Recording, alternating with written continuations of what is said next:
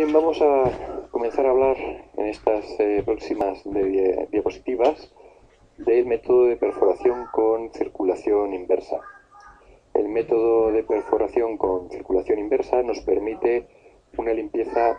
más rápida y efectiva del sondeo, nos permite recuperar en superficie un detrito de mayor tamaño y no contaminado, y nos permite una mayor velocidad de perforación. A fin de cuentas, ya hemos dicho cuando hemos hablado anteriormente de la velocidad de avance de los sondeos, que en la medida en la que nuestro sondeo estuviera limpio, estaríamos retriturando o retrabajando menos los detritos que proceden de la roca original. Y por tanto, si este sistema nos permite una limpieza más efectiva y más rápida del sondeo, pues lógicamente vamos a esperar mayores velocidades de perforación. Además nos permite también la recuperación de los detritos en zonas muy fracturadas o incluso en zonas con minados o con oquedades y cavernas intermedias. Bien, en las próximas diapositivas vamos a ver el método de perforación con circulación inversa. En el método de circulación con perforación inversa, lo que se hace es que el fluido de barrido circula bajando entre la pared y el varillaje y asciende con el detrito por el interior del varillaje. Este sistema tiene una serie de ventajas, entre ellas que va a producir una limpieza más rápida del fondo, y puesto que vamos a limpiar más fácilmente el fondo, vamos a poder esperar mayores velocidades de perforación. Acuérdense, como habíamos comentado en diapositivas anteriores, que la velocidad de perforación estaba relacionada precisamente con la limpieza del fondo, puesto que en la medida en la que eliminamos la roca que ya hemos triturado, estaremos triturando más roca sana y por tanto estaremos produciendo mayores avances y perderemos menos energía en destruir y en retriturar el detrito existente en el fondo. Además, este sistema permite una recuperación en superficie de un detrito generalmente de mayor tamaño y que no va a estar contaminado. No está contaminado porque al descender el fluido por el interior del varillaje garantizamos que lo que se está aspirando, lo que se está elevando, procede directamente de las partes inmediatamente destruidas del entorno de la boca de perforación. Este método además permite recuperar el detrito en zonas muy fracturadas o incluso en zonas que están minadas o que presentan pequeñas oquedades o cavernas intermedias, y por tanto nos va a permitir tener un mejor registro de los materiales. La circulación inversa del fluido de barrido se puede establecer por distintos procedimientos. Podemos crear una situación de depresión en la cabeza del varillaje, es decir, creamos una presión en la parte del varillaje en sentido absorbente, una especie de... estamos aspirando a través de una bomba, y el fluido que utilizamos con este método, creando la depresión en cabeza, es agua o lodo. Las limitaciones de crear una depresión en cabeza es que tenemos un límite en lo que se refiere a la altura de aspiración, que normalmente se establece entre unos 10 y 15 metros. También está limitada la circulación inversa con depresión en cabeza por la dureza del material perforado. El material que podemos aspirar por este método, ese detrito, va a ser el que proceda de rocas de dureza media a blanda. Además, necesitamos que en este método exista un buen sostenimiento de paredes y que el material sea básicamente bastante compacto o que no produzca significativas pérdidas de fluido. Si bien hemos dicho que podemos atravesar con el método de circulación inversa y recuperar detritos en circunstancias sustancias complejas, como por ejemplo sistemas bastante fracturados o incluso pequeñas cavernas y oquedades, lo importante es que este conjunto de sistemas no nos ocasionen pérdidas significativas de fluido, porque en este caso dejaríamos de tener la potencia de aspiración necesaria. El segundo de los métodos para establecer o para realizar una perforación con circulación inversa es por inyección forzada. En el caso de la inyección forzada tenemos a su vez dos mecanismos. Puede ser inyección forzada de tal manera que el fluido viaja entre la doble pared y se aprovecha el efecto Venturi para conseguir el ascenso del fluido. La otra forma que podemos conseguir es por inyección forzada a través de un varillaje de doble pared sin tener en cuenta el efecto Venturi. Estos son ejemplos de la perforación con circulación inversa. En la máquina de la figura de la izquierda lo que vemos es que tenemos una tubería que es la que llamamos tubería de aspiración. Por encima de esta va conectada una tubería que se conecta a la bomba de aspiración y, como podemos observar, tenemos en el entorno del camión donde estamos utilizando este método una balsa de lodos donde evacuamos el detrito acompañado del agua. Esa tubería que conecta la balsa de lodos es la que llamamos la tubería de descarga. En el caso de la inyección forzada, vemos en la imagen de la derecha cómo funciona la inyección forzada cuando se aprovecha del efecto Venturi. A través de una bomba se inyecta el fluido a presión a través de las paredes, de la doble pared del varillaje, y por efecto de un constreñimiento en el varillaje se produce ese efecto Venturi deseado, y esto es lo que ocasiona una variación en la presión que permite el ascenso del fluido. Igualmente que en el caso de la depresión en cabeza, vamos a tener una instalación de apoyo auxiliar que va a ser la balsa de lodos, a la que se va a conectar igualmente nuestra tubería de descarga. En el caso de la inyección de doble pared, vemos en esta figura cómo funciona. Tenemos también una manguera de descarga, que es la que nos va a conectar el interior del varillaje con la balsa de lodos, que en ocasiones, como ven en la figura, también se llama balsa de decantación, porque uno de los objetivos que también se persigue con estas balsas no es solo la evacuación del detrito y del lodo, sino que en algunas ocasiones también se pueda reaprovechar el fluido mediante la decantación de las partículas minerales que han sido extraídas del fondo del sondeo. En este tipo de inyección, en la inyección forzada a través de la doble pared, es bastante frecuente que como agente de apoyo al efecto de ascenso de ese fluido se utilice aire comprimido inyectado a presión, de tal manera que desciende por el doble varillaje separado de la fase líquida, y ya en el fondo, a través de unas aperturas próximas a la boca de perforación, se libera este aire comprimido formando unas burbujas. Estas burbujas permiten un ascenso muy significativo del fluido, y de esta manera podemos incrementar la velocidad de limpieza del fluido, así como la eficiencia en el método de limpieza del fondo utilizando el método de inyección forzada de doble pared. En el caso de la circulación inversa,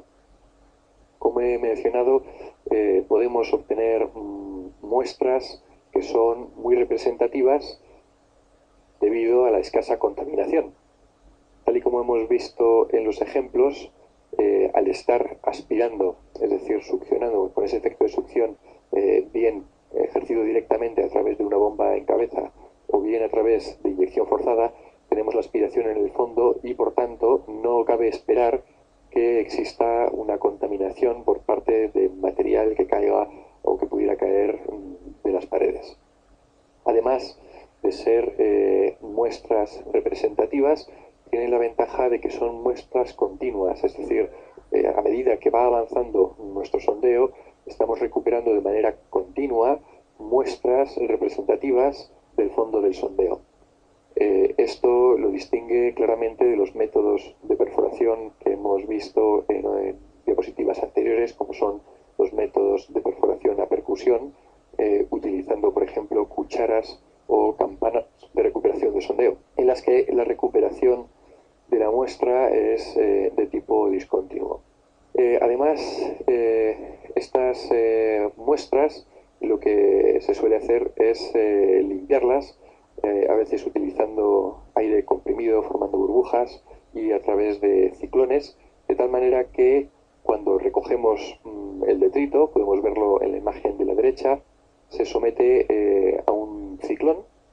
que, apoyado por aire, va removilizando el material para poder separarlo a través, por ejemplo, de tomamuestras de tipo giratorio, a través de cuarteadores, etcétera. Estas muestras las vamos almacenando normalmente en bolsas de recogida, una vez que le hemos separado de la fase fluida, y son las que vamos a utilizar durante las partes de testificación del sondeo, y las que se van a almacenar en el caso de que se disponga de una litoteca para el almacenamiento de los registros de testigo. Voy a pasar ahora a hablar de perforaciones a gran profundidad, que tienen la particularidad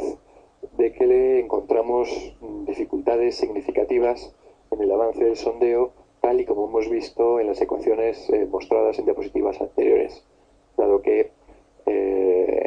a medida que vamos incrementando la profundidad de perforación vamos encontrando mayores dificultades de avance, y por tanto requerimos una rotación de empuje más un choque de fluido que nos permita continuar la perforación a gran profundidad. La perforación a gran profundidad, como digo, se produce por rotación, por empuje más choque de fluido, de tal modo que se produce una rotura por trituración de la roca como efecto de ese empuje, por efecto de corte. El corte lo va a producir fundamentalmente el efecto de rotación, por abrasión, que lo va a producir también fundamentalmente el efecto de rotación, y por descolchamiento, que lo va a efectuar acompañado de la rotación y del empuje del choque de fluido. Los tipos de plataforma que vamos a utilizar en las perforaciones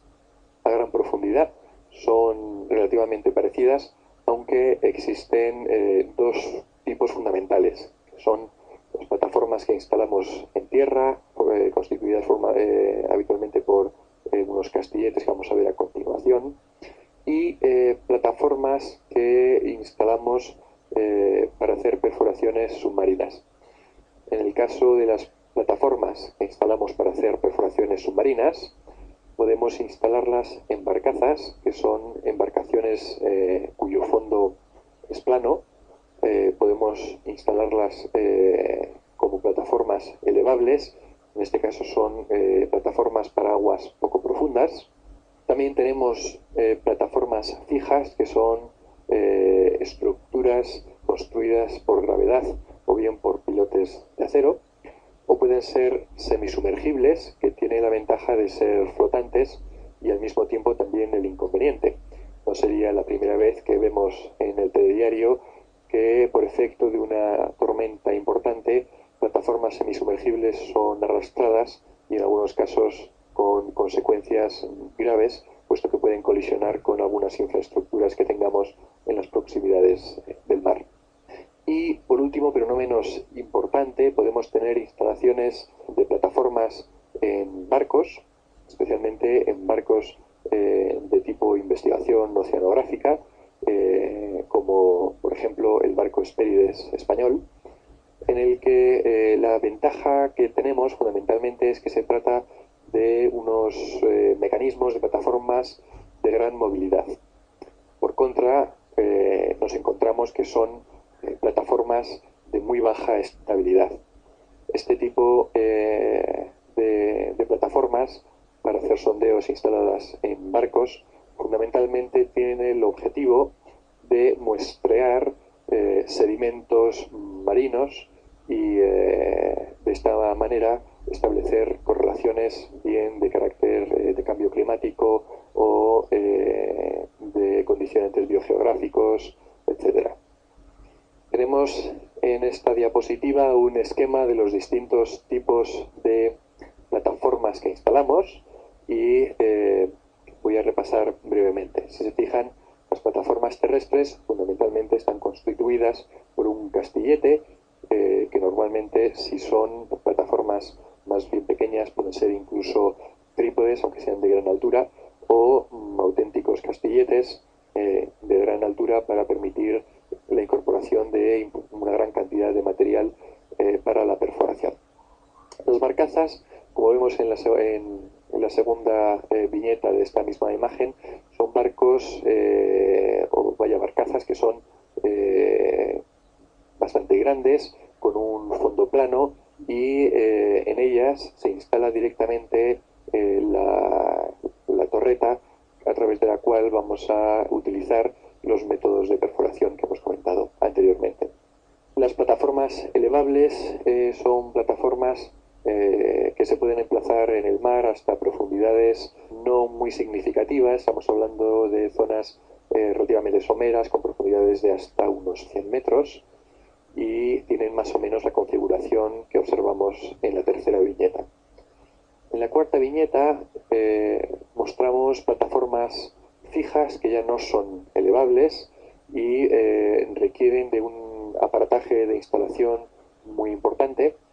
y que pueden darse o apoyarse hasta profundidades de 300 metros aproximadamente. En el caso de plataformas semisumergibles, la profundidad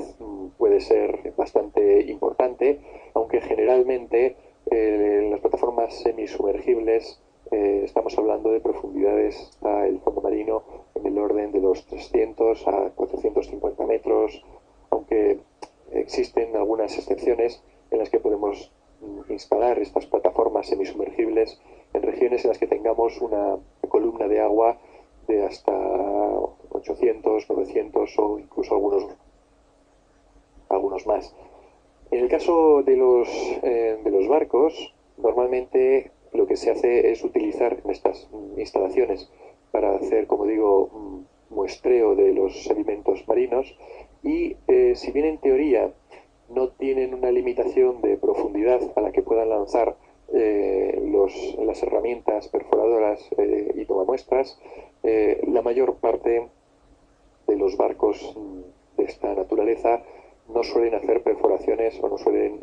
hacer esta clase de sondeos a profundidades mayores que los 300 o 450 metros. Y en todo caso, este tipo de instalaciones especiales para hacer perforaciones a gran profundidad pueden alcanzar perforaciones totales del orden de entre 7.500 hasta 9.000 metros. Esta profundidad de perforación sería la suma de la columna de agua, en el caso de las plataformas marinas, más la columna litológica atravesada. En definitiva, de este modo, realmente, como perforación per se, las más profundas son las que evidentemente instalamos en tierra, puesto que vamos a disponer de mayor cantidad de recursos para poder hacer las perforaciones, sin detrimento de que en algunas circunstancias especiales se hayan podido alcanzar profundidades muy notorias, especialmente para el caso de aprovechamiento de grandes yacimientos de petróleo. En cuanto a la técnica de perforación para las perforaciones a gran profundidad, en este caso lo primero que tenemos que hacer es la conducción de la perforación, y la optimización de la conducción de la perforación va a depender directamente del peso que utilicemos sobre el trépano, de tal manera que a mayor peso que le estemos aplicando al trépano vamos a conseguir mayores velocidades de perforación y el problema que tiene es que también podemos esperar importantes desviaciones. En cuanto a la velocidad de rotación, normalmente se utilizan velocidades de rotación más altas que para perforaciones de menor longitud, y por tanto esperamos, o por lo menos se espera de este sondeo a gran profundidad, que avance a una velocidad de perforación mucho más significativa que para el caso de perforaciones no profundas, pero claro, al mismo tiempo, dado que estamos incrementando la presión sobre la boca y la rotación sobre la misma,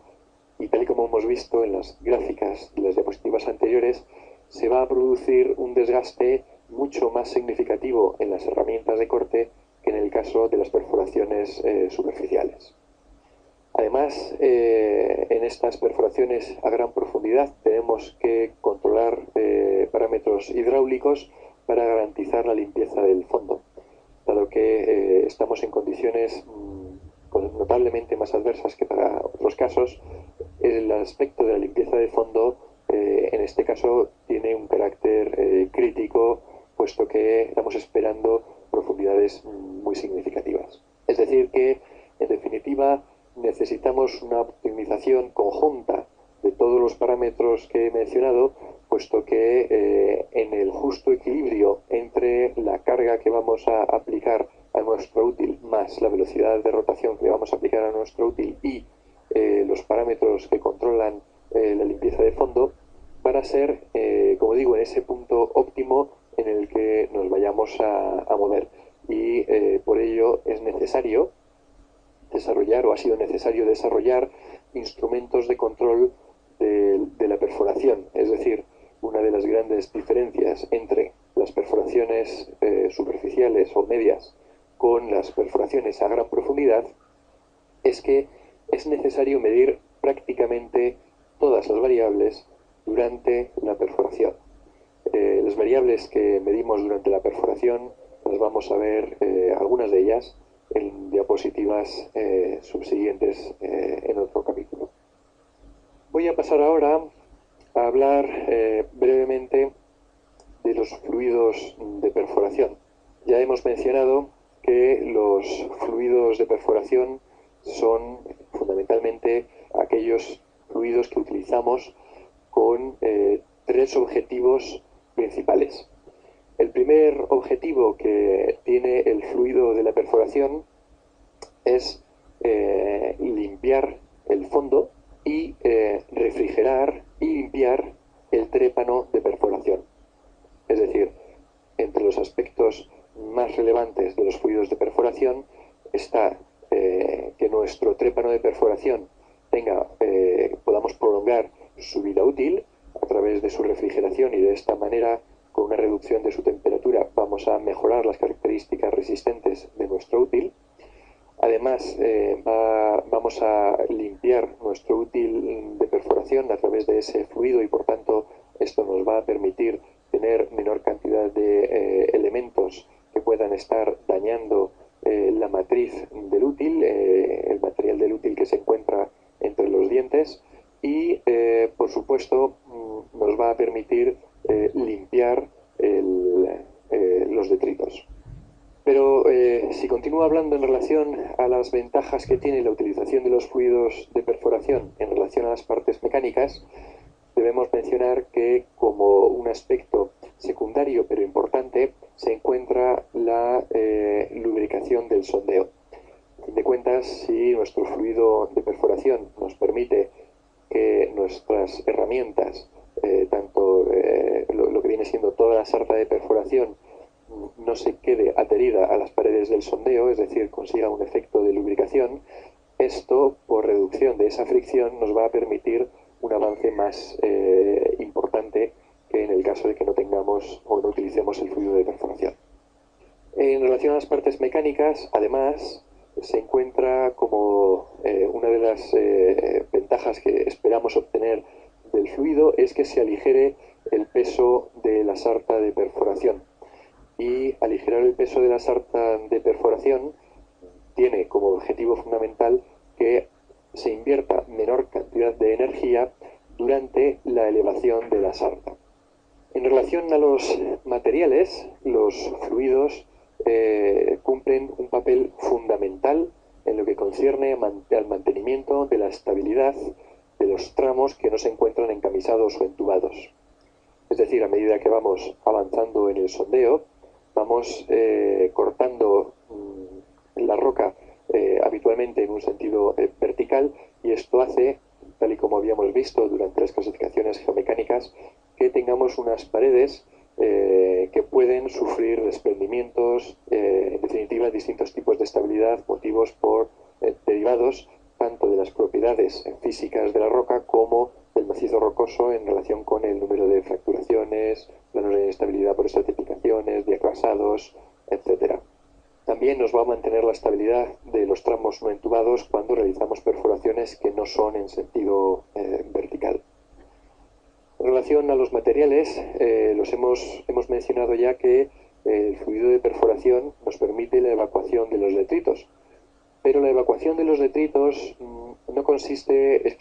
exclusivamente en un arrastre mecánico de todas las partículas, sino que aprovechando las distintas propiedades de los fluidos que podremos controlar, como vamos a ver un poco más adelante, también esperamos de nuestro fluido que tenga la capacidad de mantener a los detritos en suspensión. Finalmente, en relación a los materiales, los fluidos de perforación los controlamos para que nos permitan prevenir filtraciones de formaciones permeables.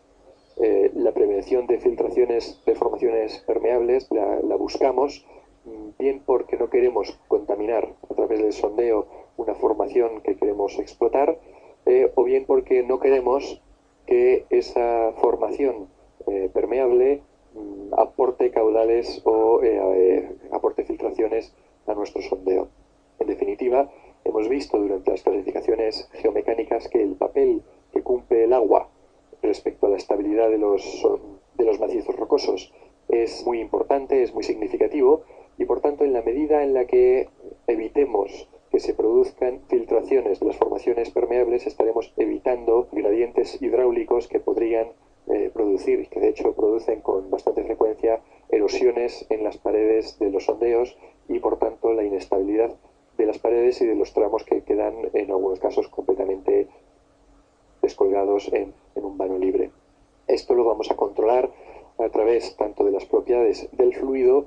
en la fase líquida como a través de las propiedades del fluido en su fase sólida. En cuanto a las propiedades de los fluidos de perforación, se deben cumplir 4 requisitos de carácter fundamental. El primero de ellos es que los fluidos de perforación no deben de ser tóxicos ni deben de ser peligrosos. Esta es una cuestión relacionada con la seguridad tanto de las operaciones como de evitar contaminaciones a lo largo de la ejecución de la perforación. Por tanto, la mayor parte de los agentes que vamos a utilizar deben de ser biodegradables. Además, no debemos permitir que el fluido de perforación interfiera en la producción. Es decir, si nosotros estábamos intentando evitar que se produzcan filtraciones, y esto lo hacíamos a través del uso de las propiedades de los fluidos, al mismo tiempo tenemos que ser capaces de controlar el fluido lo suficiente como para que, una vez que finalice nuestro sondeo, el fluido no nos deje una serie de residuos que posteriormente puedan interferir en la capacidad productiva de nuestro sondeo en el caso de que estemos realizando sondeos de explotación. Y esto es especialmente relevante tanto para las explotaciones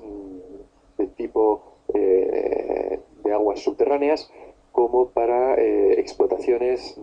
de gas y en general de hidrocarburos. Otra de las propiedades fundamentales que debe cumplir el fluido de perforación es que no produzca ni corrosión ni abrasión. La corrosión la evitaremos controlando las condiciones de los iones de nuestro fluido, y la abrasión la controlaremos a través del tipo de sólidos que van a ir en suspensión, y como comprenderán, puesto que los fluidos de perforación, uno de los objetivos que tienen es la elevación del detrito, y el detrito, como hemos visto, puede tener distintos propiedades abrasivas, siempre existe un cierto nivel de abrasión. Por este motivo es importante que durante la operación, en el control de los fluidos, seamos capaces de tener una percepción de la relación volumétrica entre la fase líquida y las fases sólidas. Entre las fases sólidas incorporamos o entendemos tanto a los aditivos que se puedan utilizar conjuntamente con la fase fluida, como a los detritos que se están produciendo durante la perforación. El último punto es también muy importante. Los fluidos de perforación necesariamente tienen que ser baratos. A fin de cuentas, el fluido de perforación, si bien una parte puede ser reciclada y reaprovechada, al final se consume una gran cantidad de fluido y por tanto el componente base, que es el agua, como los aditivos que se utilicen para modificar las propiedades del agua o del lodo, en el caso en el que más habitual, debe de ser de muy bajo coste, porque al final la mayor parte de ese fluido probablemente se termine desechando o eliminando de alguna manera. Y ya hemos visto que en el coste de las perforaciones la mayor parte del coste se lo lleva la mano de obra, y los fluidos, tal y como habíamos visto en las diapositivas en las que hablábamos de los costes porcentuales entre los distintos elementos que componían el gasto o que constituían el gasto de una perforación, los fluidos no representaban ni siquiera el 10% del coste total de la perforación, y eso es debido a que se hace un esfuerzo muy importante en buscar sustancias que sean fácilmente conseguibles en el mercado y por tanto que sean baratas. La composición de los fluidos, como he mencionado varias veces, varía, pero existen fundamentalmente tres tipos de fluidos: los que se basan en agua, que son la práctica totalidad; los que se basan en aceites o en grasas en general de distinta naturaleza, aunque generalmente van a ser aceites y grasas de tipo vegetal. Sí que se pueden utilizar algunos aditivos inorgánicos o orgánicos, pero sintéticos, quiero decir, y los fluidos de perforación que están basados en gas. Las ventajas que tienen unos respecto a otros ya las hemos ido viendo a lo largo de distintas diapositivas. Mientras que los basados en aceite incrementan la lubricación del sondeo, presentan unas características de viscosidad mayores que los basados en agua y en gas, y esto por tanto va a modificar significativamente el comportamiento del fluido, mientras que los basados en gas son muy livianos, van a permitir por tanto avances de perforación muy elevados, pero tienen una potencialidad de movilización de detrito más baja, y además no van a cumplir parte de las características que le estábamos exigiendo a los fluidos de las diapositivas anteriores, y por tanto los fluidos basados en gas van a ser aquellos en los que algunas de las condiciones que estábamos comentando en la diapositiva anterior no sea necesario cumplirlas, como por ejemplo la estabilidad de las paredes del sondeo. Dentro de las variables que controlamos durante una perforación en relación a los fluidos son las siguientes. Por una parte, controlamos densidad y viscosidad del fluido. La densidad del fluido tiene una influencia muy significativa en lo que se refiere a la variación de presión en la columna del sondeo. A medida que utilicemos fluidos más densos, estaremos transmitiendo mayor presión en el fondo, y esto tiene que ser controlable, puesto que si en el fondo tenemos presiones de poro muy altas, nos interesará que la presión también sea alta, y por tanto modificaremos la densidad para que sea mayor. La viscosidad hace referencia a la capacidad del fluido para cizallar entre sus partículas internas, es decir, la resistencia que opone a un efecto de cizallamiento. Veremos más adelante cómo influye esto en el sondeo. La lubricidad es otra de las propiedades que controlamos de los fluidos, puesto que, como ya he comentado, uno de los objetivos esperables del fluido es que reduzca la fricción entre nuestro equipo y las paredes del sondeo. La tercera propiedad de los fluidos de perforación es el pH, y es una propiedad importante que tenemos que tener en consideración a la hora de perforar, puesto que ya conocemos que para pHs bajos, es decir, para pHs ácidos, algunas rocas pueden producir reacción, y por tanto pues tenemos que controlar el pH. Normalmente los pHs en perforación suelen ser pHs elevados, pHs básicos en el orden de 8 o incluso 9. Otro de los aspectos que controlamos dentro de los fluidos de perforación es el contenido en arena. El contenido en arena es fundamentalmente o representa aquellas partículas que son capaces de producir abrasión a nuestros instrumentos, y por tanto tenemos que controlar el contenido de arena que arrastra nuestro fluido de perforación. En el caso de que haya más arena, lo que se hace es añadir mayor cantidad de fase líquida y de esta manera diluir el contenido en arena porcentualmente que hay por unidad volumétrica a lo largo de la columna del sondeo. Y finalmente se tienen que controlar el contenido en otros elementos, como son, por ejemplo, el contenido en arcillas, y este es uno de los parámetros más importantes, puesto que uno de los aditivos más utilizados son precisamente arcillas. Las arcillas las utilizamos para modificar las propiedades del agua, de tal manera que se forma un lodo cuyas propiedades vamos a ver más adelante. También tenemos que controlar el contenido en aceite y en otros sólidos que puedan influir en las propiedades anteriores que estamos observando. Bien, vamos a ver en las siguientes diapositivas cuál es el comportamiento mecánico de los fluidos, que es lo que se conoce como reología de fluidos. La reología de fluidos lo que hace es estudiar el comportamiento de un fluido ante una fuerza externa, y con carácter general podemos decir que los fluidos pueden presentar dos tipos de comportamientos. Ante una fuerza externa, ese fluido puede iniciarse un movimiento, y los vectores de ese movimiento los he esquematizado, dibujado en la parte inferior izquierda de la diapositiva, en dos bloques. Podemos tener un movimiento de tipo laminar, el régimen laminar, o podemos tener un régimen turbulento, que sería esas tres flechas que forman un conjunto de remolinos o whirls, que se dicen en inglés, eddies, que son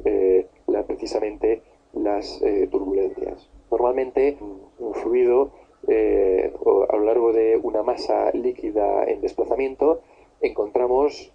o podemos encontrar tanto el régimen laminar como el régimen turbulento al mismo tiempo. El régimen laminar se suele producir en la parte más próxima al fondo, en el caso de que el fondo sea plano y suave, y en el régimen laminar las velocidades del flujo son generalmente bajas, y para que un fluido se esté comportando en un régimen laminar, pues hace falta aplicar poca fuerza, tal y como estamos viendo en el gráfico de la derecha. El régimen turbulento, es decir, todos aquellos remolinos que va provocando el agua o cualquier otro fluido en movimiento, es lo que conocemos como el régimen turbulento. Como digo, la mayor parte de los fluidos muestran el régimen laminar y el régimen turbulento durante una fluencia en distintas posiciones dentro de una misma sección, y así cuanto más pegados estemos a la pared o a un fondo, más posibilidades tendremos de encontrar el régimen laminar, mientras que cuanto más nos encontremos en las partes superiores, en el caso de que nuestro fluido esté circulando en lámina libre, o en el centro de la sección si estamos trabajando con un fluido entubado,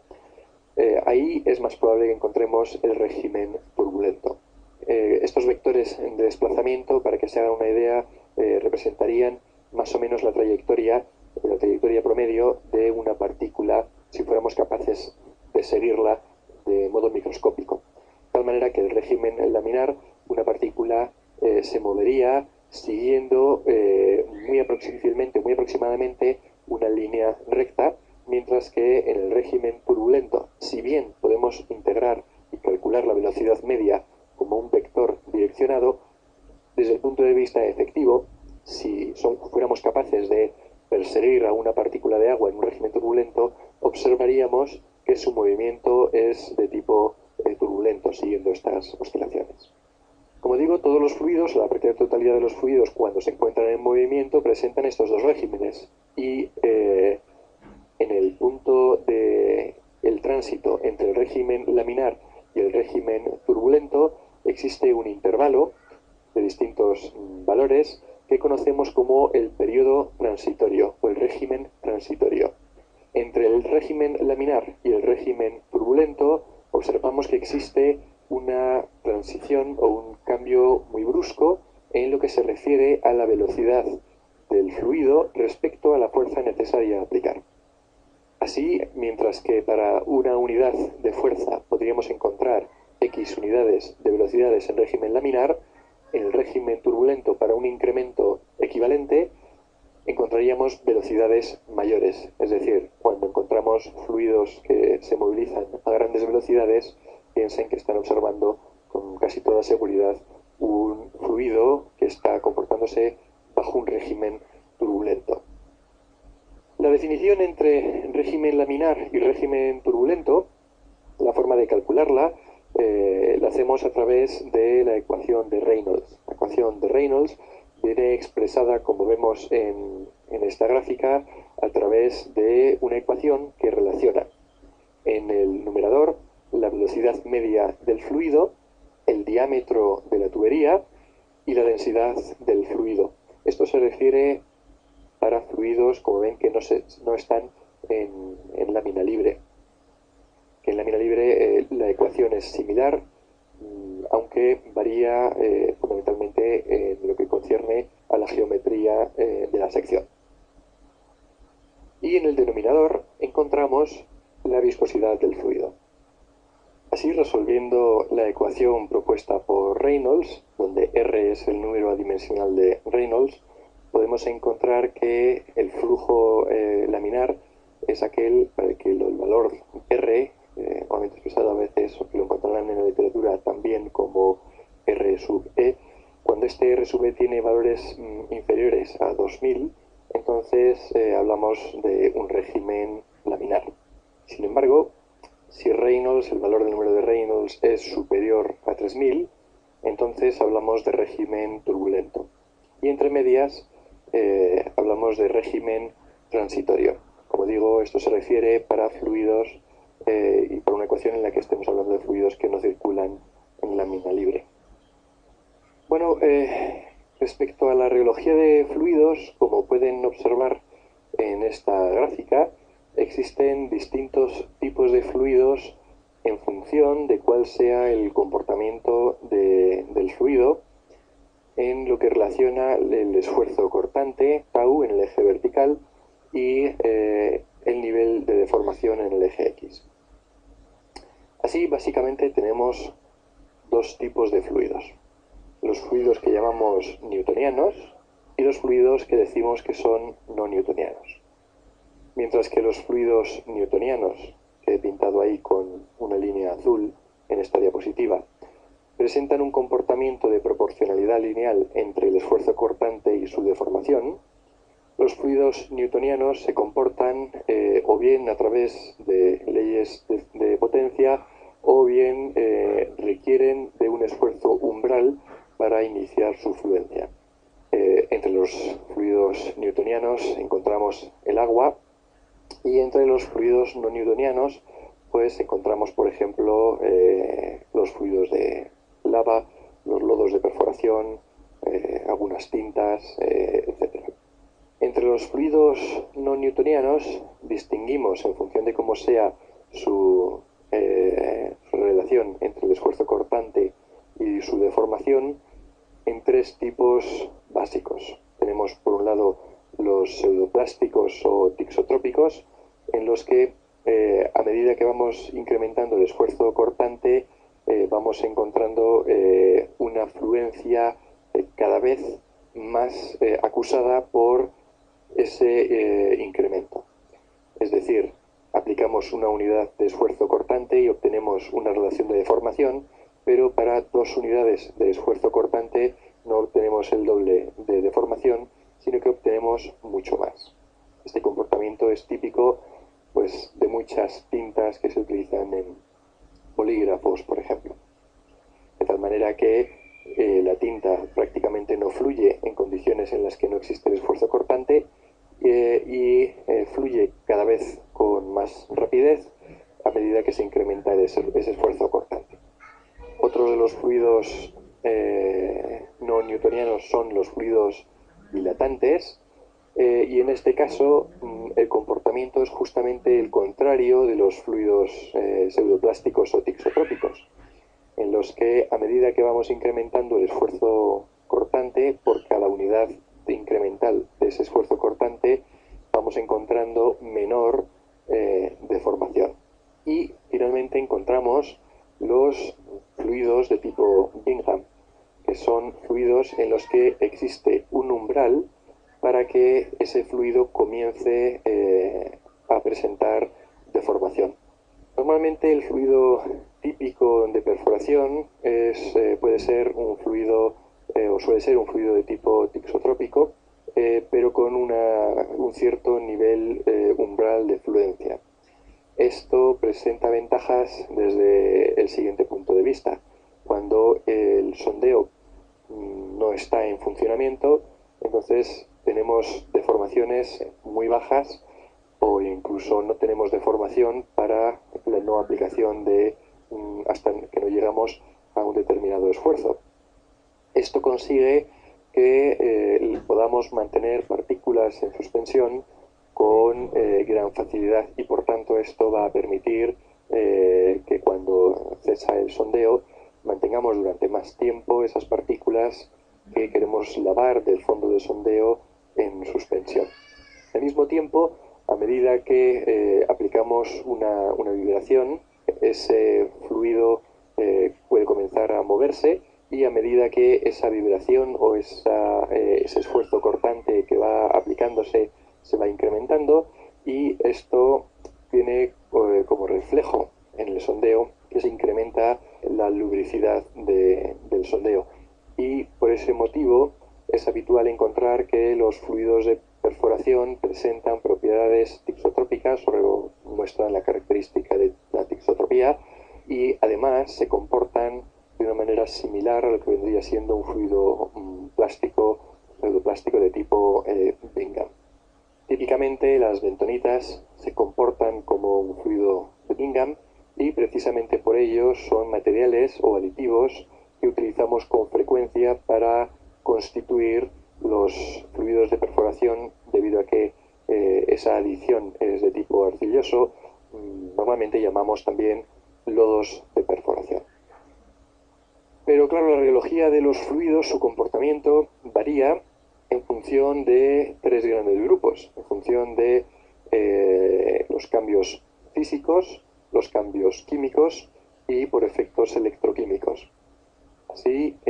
a incremento de temperatura normalmente podemos encontrar un descenso en la viscosidad, mientras que para un incremento en la presión podríamos encontrar un incremento en la viscosidad.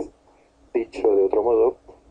nuestro fluido no va a presentar las mismas propiedades y características en distintos puntos a lo largo de la columna del sondeo. Cuanto más profundo estemos, en el caso especialmente de los sondeos más profundos, encontraremos que el gradiente geotérmico va a producir un descenso en la viscosidad por efecto del incremento de la temperatura, y sin embargo podríamos encontrar también, por efecto del incremento de la presión como consecuencia de esa columna del lodo de perforación, un incremento en la viscosidad. Los efectos químicos son aquellos que relacionamos con el comportamiento químico de los componentes o de los aditivos que llevan nuestro lodo de perforación o nuestro fluido de perforación, y se refieren a variaciones que podemos encontrar respecto a la estabilidad del polímero, en el caso de que se utilicen polímeros o geles. En cuanto a la reacción de los hidróxidos con las arcillas, que se produce a partir de los 95 grados Celsius y que condicionan la composición química, la efectividad de algunos productos, como puedan ser dispersantes o, al contrario, floculantes. Respecto a los efectos electroquímicos que podemos esperar y que podemos modificar, encontramos la actividad iónica y la solubilidad que podemos encontrar asociada a nuestro fluido de perforación.